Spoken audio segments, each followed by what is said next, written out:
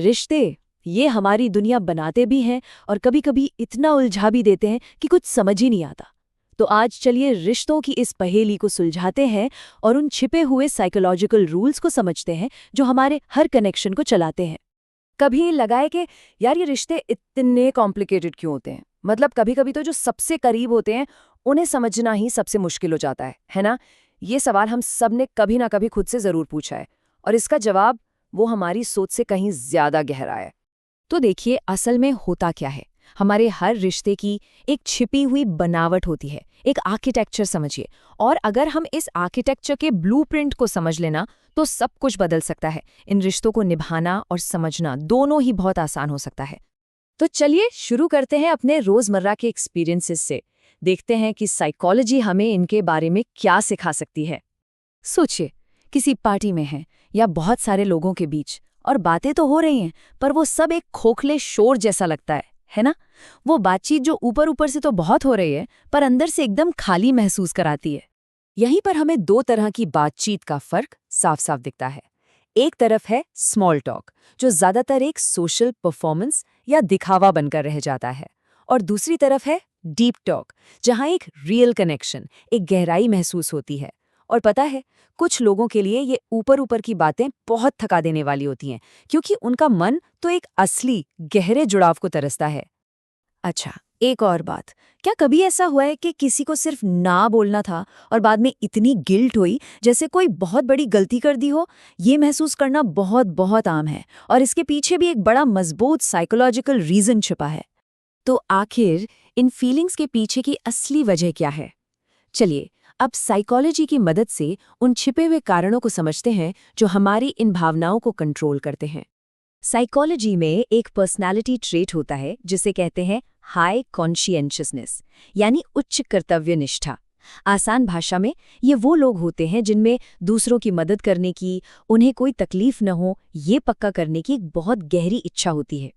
सोचिए अपने उस दोस्त के बारे में जो किसी भी पार्टी में ये देखता रहता है कि सब कंफर्टेबल है या नहीं, भले ही वो खुद कितना भी थक गया हो।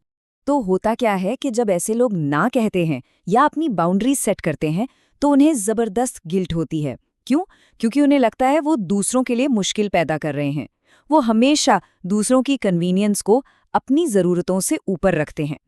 तो ये बात याद रखने वाली है, ना कहने पर जो गिल्ट होती है वो कोई कमजोरी नहीं है, बल्कि ये उनकी गहरी जिम्मेदारी की भावना का ही एक साइड इफेक्ट है। ठीक है, ये तो हुई अपनी फीलिंग्स की बात, लेकिन दूसरों का बिहेवियर, वो भी तो हमें कम कंफ्यूज नहीं करता है ना? तो चलिए अब इस पहेली को भी सुलझाते हैं। कभी-कभी जो अट्रैक्शन हमें लगता है वो असल में प्यार होता ही नहीं। इसे इमोशनल प्रोजेक्ट्स कहा जा सकता है।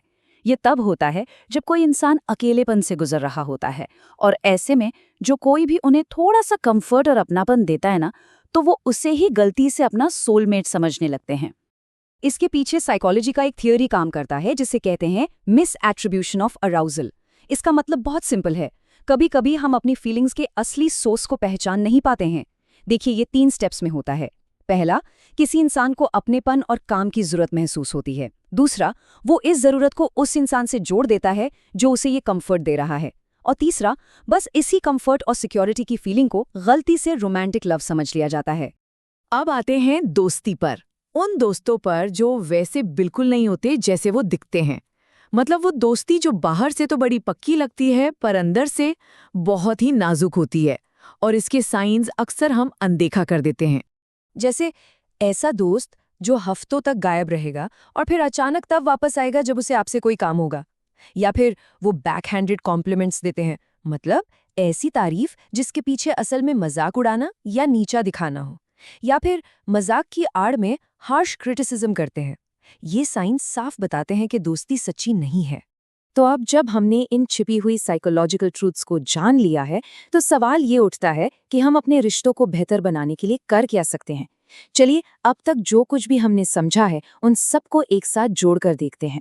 हमने आज साइकोलॉजी की 5 बहुत ही इंपॉर्टेंट सच्चाइयों को समझा है। छोटी मोटी बातों से होने वाली बेचैनी से लेकर ना कहने पर होने वाली गिल्ट, जो असल में हमारी गहरी जिम्मेदारी की भावना से आती है, और नकली दोस्ती के साइंस को पहचानने तक।